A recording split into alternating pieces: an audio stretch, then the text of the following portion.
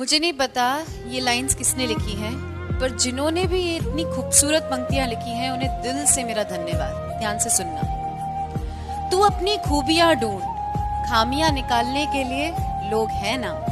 अगर रखना है कदम तो आगे रख, पीछे खींचने के लिए लोग हैं ना। सपना देखना है तो ऊंचा देख, नीचा दिखाने के लिए लोग हैं ना। तू अपने अंदर जुनून की चिंगारी भड़का, जलने के लिए लोग हैं ना। प्यार करना है तो खुद से कर,